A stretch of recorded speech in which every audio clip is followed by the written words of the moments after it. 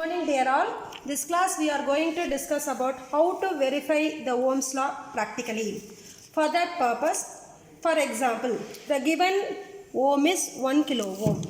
It is a theoretical value. How this resistance value is 1 by practical way. For that we are drawing the circuit diagram. Actually, the apparatus required are first the RPS, regulated power supply. So the battery is drawing like this way. This is a symbol of the battery. This voltage is 0 to 30 voltage. It is a 30 voltage variable regulated power supply. In order to indicate it is a variable one, you have to draw this arrow mark. Then this is a plus terminal of the battery, this is a minus terminal of the battery. Then in the plus terminal of the battery, I am going to connect the 1 kilo ohm resistor. Then you know the Ohm's law. The resist V is equal to IR. This is the formula of your Ohm's law, from which the resistance can be calculated by the formula V by I, right? So in order to verify the resistor practically, to determine the voltage across the resistor, we need a meter, the voltmeter. Then in order to measure the current passing through the resistor, we need a meter, that is called ammeter. Right. So this is a DC, both are DC, voltmeter and ammeter. Generally, the current is passing through the coil. Therefore, the ammeter should be connected in series with a resistor. So this is a symbol of the ammeter.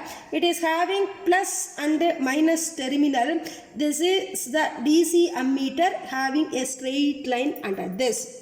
Then the negative of the ammeter is connected to the negative of the power supply, in which the circuit will be closed. Then how to connect the voltmeter? We have to measure the voltage across the conductor. Therefore, always the voltmeter should be connected in parallel with the voltmeter. Right. Resistor. So this is the plus terminal of the voltmeter. This is the negative terminal of the voltmeter. So the voltmeter range can be vary from 0 to 30 volts. So we will have some 0 to 15 volts variation we will have. Then how to calculate the range of the ammeter? Let us assume I am giving the maximum value V equal to 15 volts. And I am using the resistance here is 1000 ohms, that is 1 kilo ohm. Then what is the value of I? I is nothing but V divided by R, that is 15 by 1000. So 15 divided by 1000 equal to 0.015, that is 15 milliamps.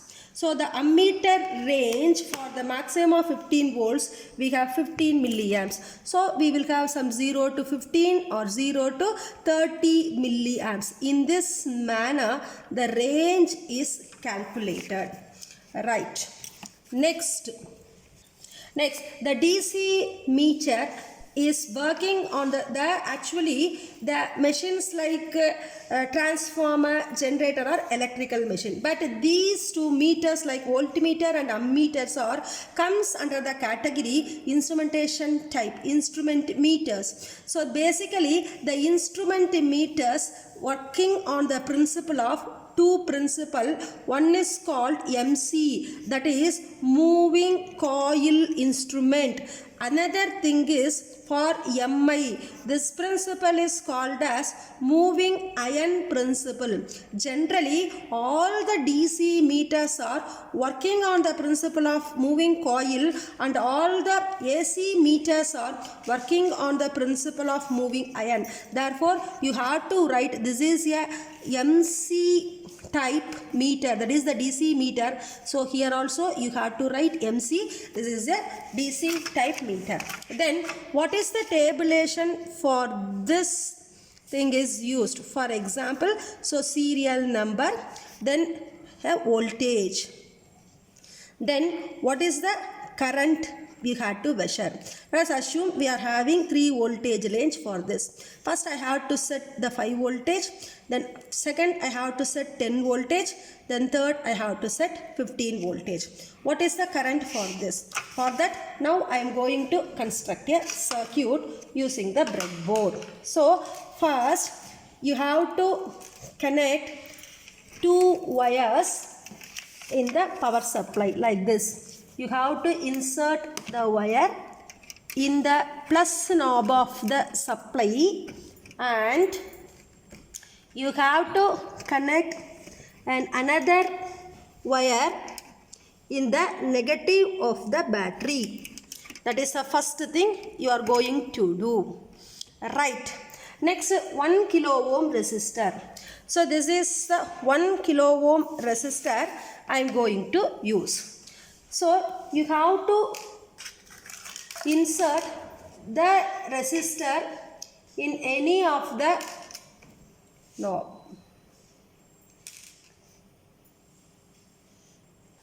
This is a 1 kilo ohm resistor we are going to use for the practical verification. So you have to connect the breadboard. The one terminal is connected in any part of the second segment or third segment. The other terminal is connected to somewhere else in the breadboard. So first you have to connect the resistor like this. Then if you see the diagram, the plus terminal of the resistor is connected to the one part of the kilo ohm. So as I already told, these vertical connections, these vertical points have continuity. Therefore, the plus terminal of the battery is connected to any one of the 4 points. So I am connecting here. So the plus terminal is connected here. Next, if you are seeing the circuit, the next terminal of the resistor is connected to the plus point of the ammeter. So this is the ammeter we are going to use. So while taking the reading, the ammeter or voltmeter, whatever it may be, it should be kept like this horizontal position, not in the vertical position.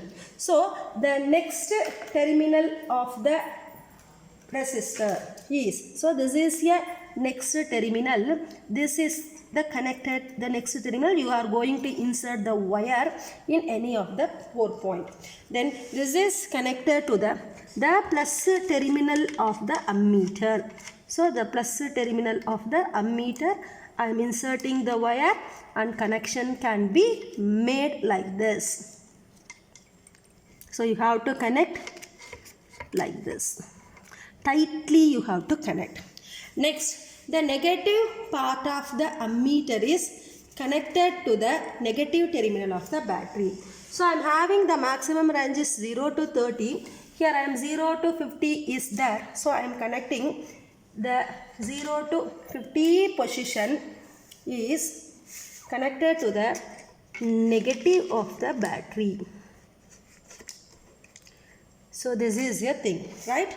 So first the plus terminal, so you are inserting the resistor like this in the breadboard.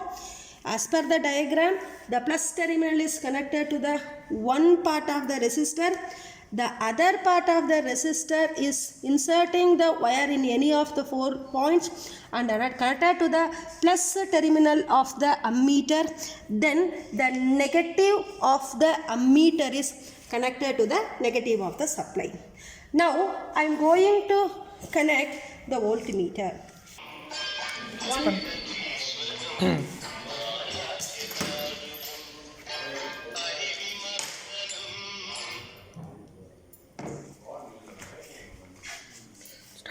So V is equal to 1.1. So we can take it as 1.06. 1.06 voltage. So the current reading I, if you see the thing, so I am having 19 milliamperes. So 19 divided by 2, 9.5 milliamperes. Therefore, the resistance is equal to 1.06 divided by 9.5. So by using that is 9.5 milliamperes, that is 10 power minus 3. Therefore 1.06 divided by 9.5 means, so into 10 power minus 3, so it is 1.11. So this is 1.11 kilo ohms. That is into 10 power 3. 0.111 into 10 power 3 means we will have 1.1 kilo ohm. In this way, the Ohm's law can be verified practically. Thank you.